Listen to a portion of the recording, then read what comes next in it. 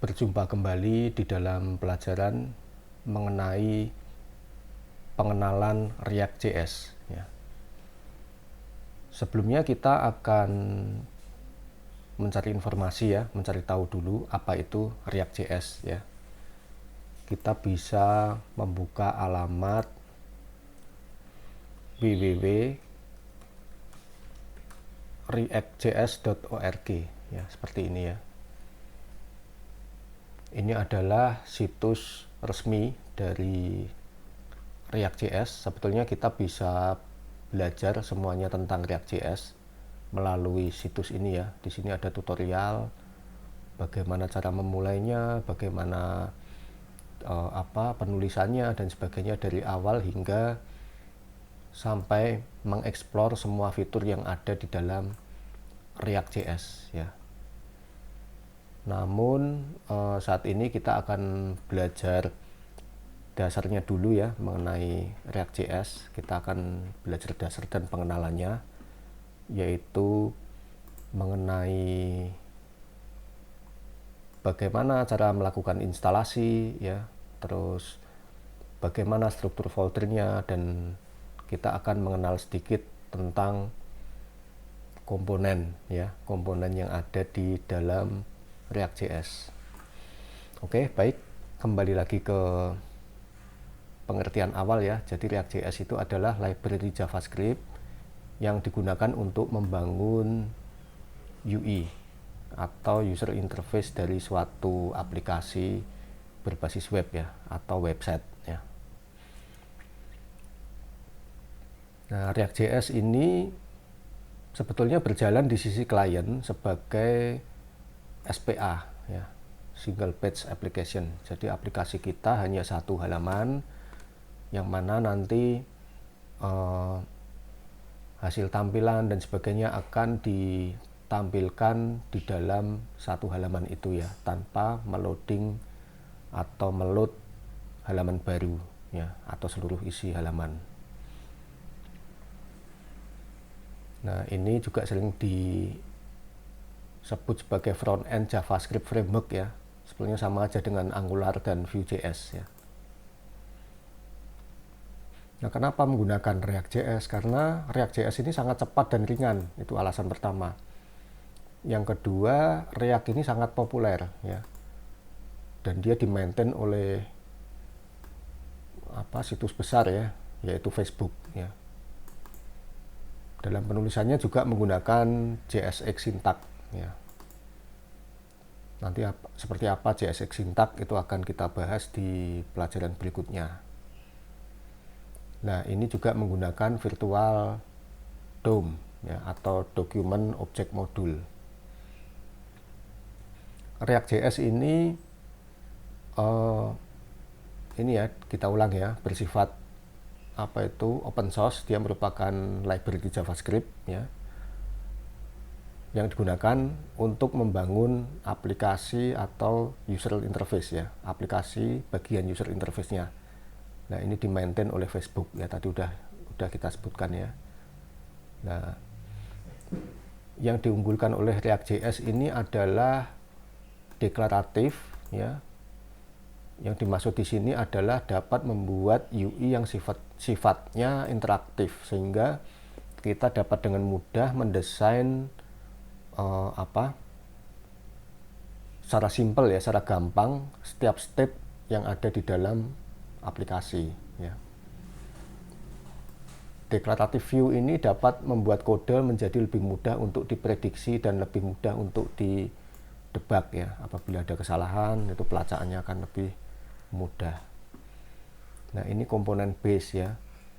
Ini bagi UI yang mungkin kompleks ya, ini bisa dibuat menjadi lebih sederhana karena bagian-bagiannya itu di encap ke dalam yang namanya komponen, nanti tinggal di loading begitu ya, sehingga kita akan lebih mudah untuk mendesain sebuah UI yang kompleks.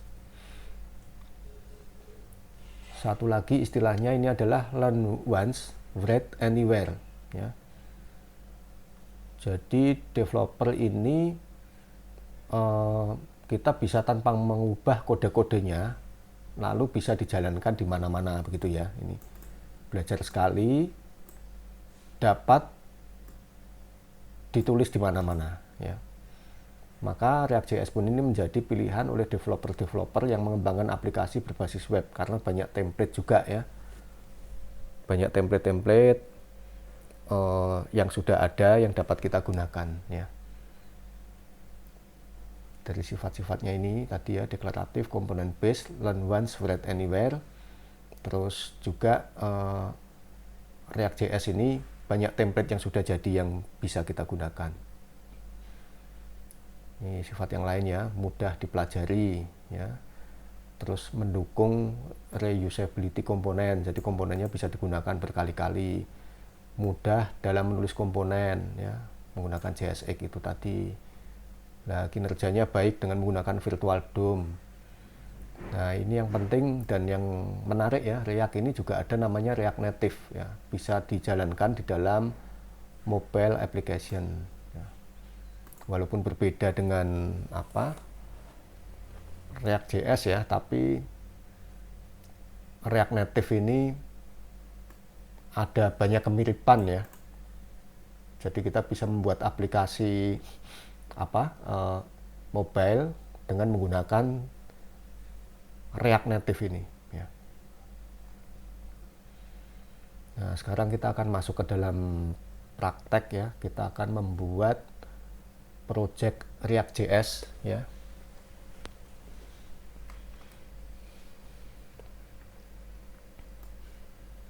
Ini kita membuat direktori misalnya latihan React ya. Latihan React ya.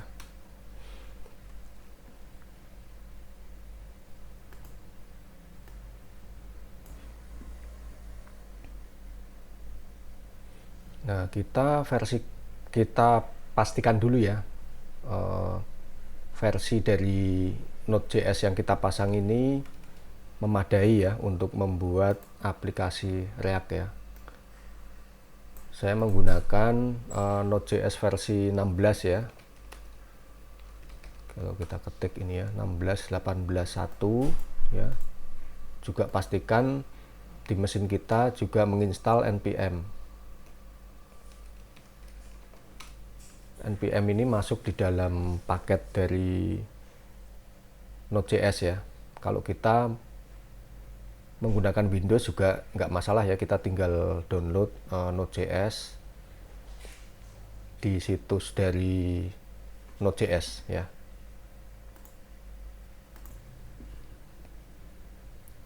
Di sini ya, kita bisa mendownload paket Node.js sesuai dengan mesin kita. Kalau kita menggunakan Windows, kita bisa menggunakan Windows installer ini ya.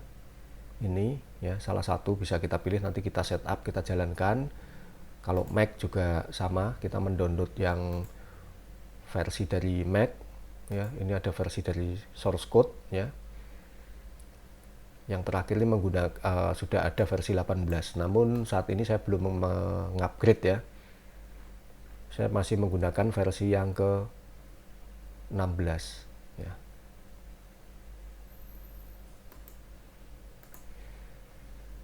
Nah, setelah itu kita bisa membuat aplikasinya, yaitu dengan menggunakan perintah ini ya, npx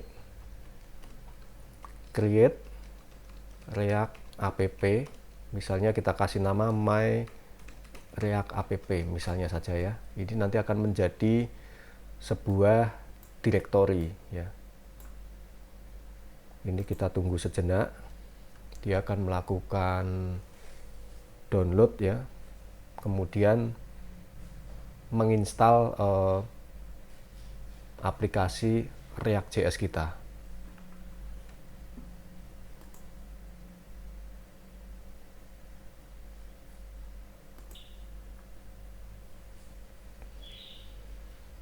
Setelah selesai akan muncul seperti ini ya. Ini ya. Dan kita bisa menjalankan dengan menggunakan perintah ini ya, npm start, tapi kita masuk dulu ke dalam directory my react app ya. cd myreact app npm start ya, seperti ini.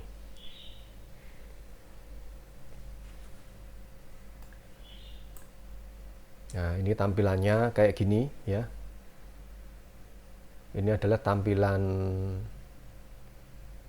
default ya, maksudnya ketika aplikasi React kita bangun pertama kali akan muncul tampilan seperti ini ya. Kita akan mencoba, kita buka ya dengan menggunakan Visual Studio Code ya. Ini ada 3 direktori yang penting ya di dalam React.js ya. Ini ya. Jadi yaitu direktori ini ya, node modules, public, dan src. Direktori public ini merupakan direktori yang diakses sebagai public web gitu ya ceritanya ya. Kalau di Apache ya public HTML gitu ya, artinya seperti itu. Mereka akan merender ini ya. Jadi kalau kita akan menambahkan apa itu file-file yang akan diakses secara langsung gitu, bisa diletakkan di dalam direktori public ini ya. Ini merupakan apa istilahnya entry script yang diakses ya. Ini seperti ini. Ini misalnya kita rubah ya. Belajar React app. Nah, maka ini akan langsung ya. Karena ini yang diakses pertama kali.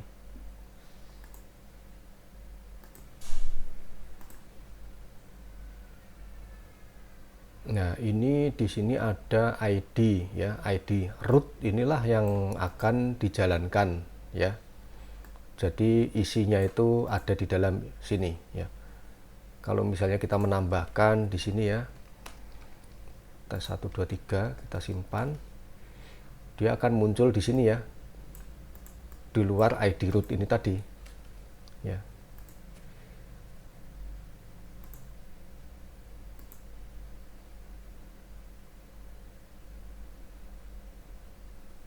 Nah, yang penting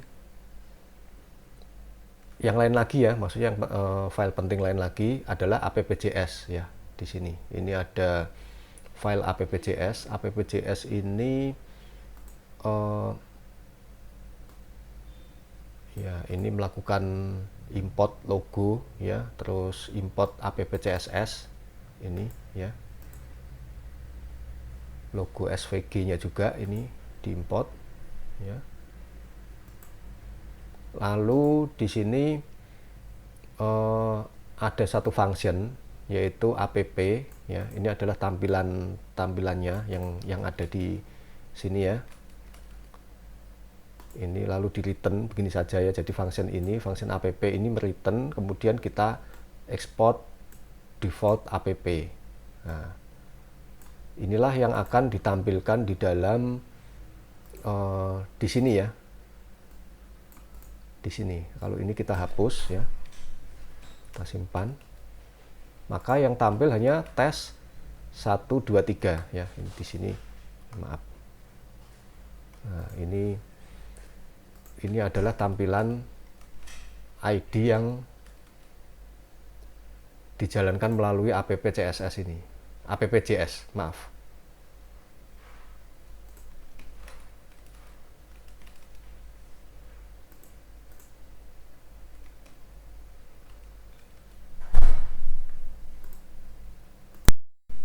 Lalu kita akan mencoba mengeksplorasi lebih lanjut ya.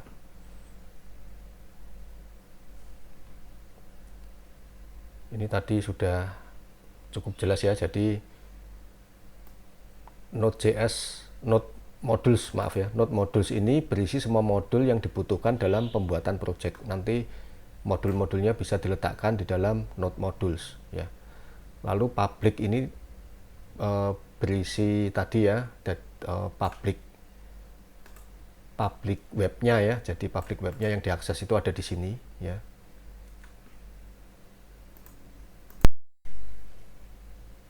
Mungkin untuk jelasnya kita bisa ini ya, tadi kita tambahkan satu file baru, misalnya namanya tes HTML. Kita kasih H2, ini adalah tes HTML ya, kita tambahkan seperti ini. Maka kita bisa membuka di gini ya, tes HTML ya. Ini adalah tes HTML seperti ini.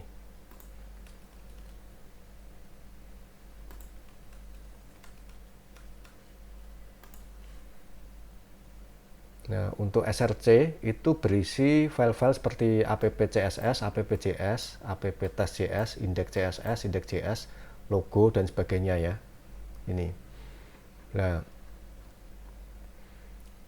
app.js ini adalah root komponen dari React App ya.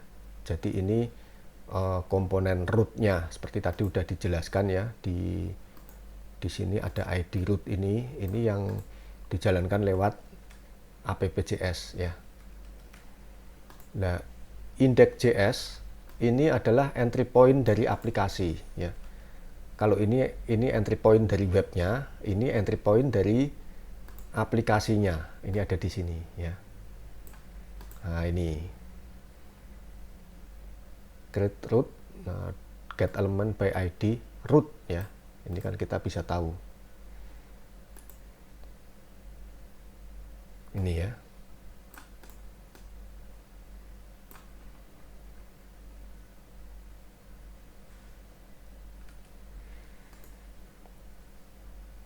Nah, selanjutnya kita akan mencoba, kita akan merubah-rubah ya. App.js ini akan kita ganti ya. Ini kita hapus semuanya ya. Lalu kita akan membuat kode seperti ini saja ya, simple ya. Jadi ada function function app, maaf ya, function namanya app, kemudian kita ekspor ya, kita ekspor default app seperti ini, kita simpan ya. Maka yang tampil adalah selamat datang di React.js ini ya. Jadi ini akan ditampilkan di dalam ID root ini ya. Ini.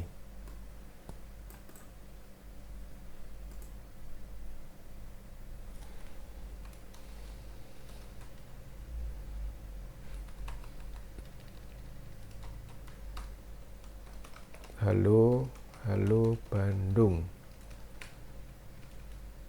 Nah, ini ya, seperti ini ya. Tes 1 2 3 ini adalah yang kita tambahkan di sini ya. Ini kita hapus, coba kita hapus. Nah, munculnya selamat datang di React.js, halo Bandung ya.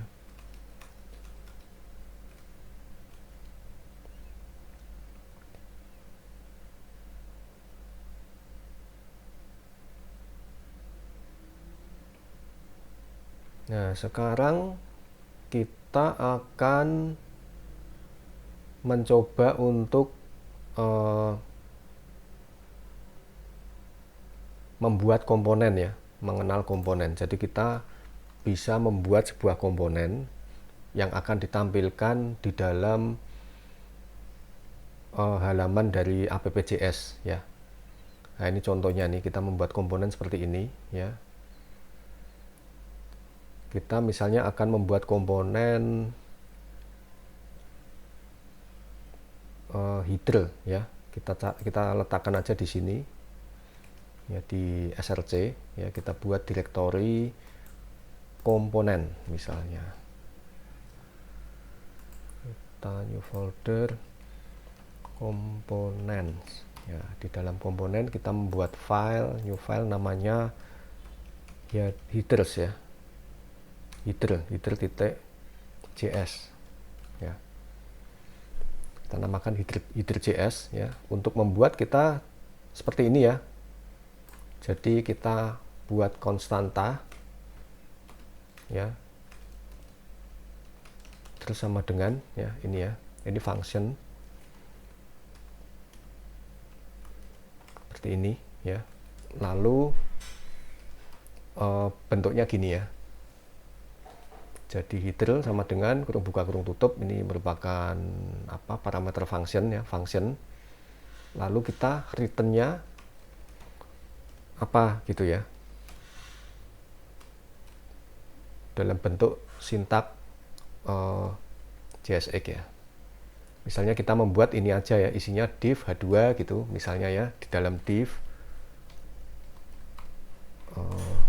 h2 ini adalah header ya. Jangan lupa kita harus melakukan export default header ya. Kita export ya di sini. Ini ya, kita export default sesuai dengan namanya ya, header. Gini ya. Gini ya. Untuk memanggil di dalam app.js, ini kan kita sudah membuat komponen yang isinya ini ya. Nanti kita bisa membuat apa saja dalam apa format ini ya, JSX ya, atau gabungan antara sintak-sintak ekspresif dari JavaScript, ada HTML dan sebagainya ya. Nah, ini setelah kita ekspor, maka kita bisa memanggil di dalam app.js ini ya. Kita impor dulu ya. Nah, impor header from ini ya. Ini filenya ya. Jadi kita impor header seperti ini ya. Lalu kita bisa memanggil ya dengan memasukkan di dalam div ya. Misalnya gini, ini divnya kita hapus seperti ini ya. Kita simpan.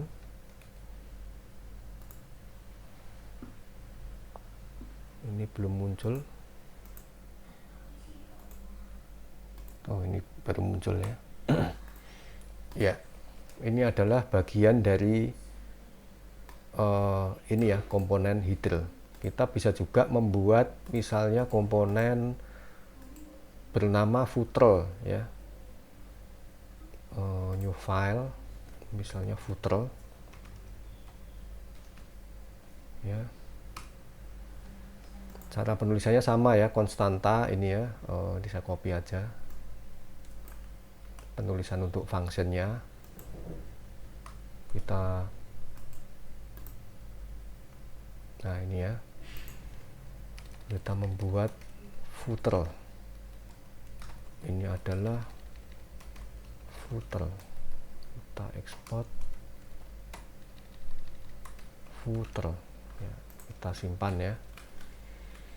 Kita simpan, kemudian di dalam app.js ini kita juga bisa menambahkan footer ya di sini.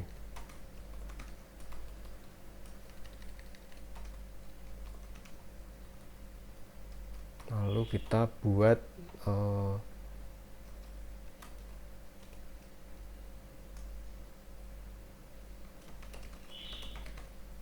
isi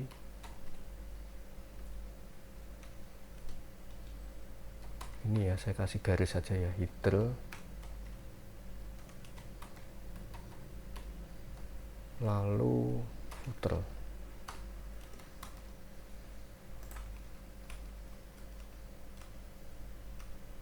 Tampilannya adalah seperti ini ya. Jadi yang atas ini dijalankan oleh komponen yang namanya hidro, yang bawah ini adalah komponen yang namanya footer ya. Jadi kalau kita mau mendesain halaman kita, misalnya nanti di sini ada tabel-tabel begitu ya, tabel-tabel, komponen kanan, kiri dan sebagainya, itu nanti kita tinggal menuliskannya seperti ini ya, nama dari komponen, sehingga codingannya tidak menjadi semakin kompleks ya, tapi bisa mudah di apa itu istilahnya, di mapping ya, di mapping dan parsial ya, komponen base. Oke, baik, ini tadi kita sudah belajar pengenalan dari React.js ya, dasar dari React.js yang paling mendasar ya. Nanti di pertemuan atau kesempatan berikutnya kita akan membahas ya, akan mendalami apa itu komponen-komponen ataupun fasilitas-fasilitas lain yang ada di dalam React.js. Oke, terima kasih atas perhatiannya. Selamat mencoba.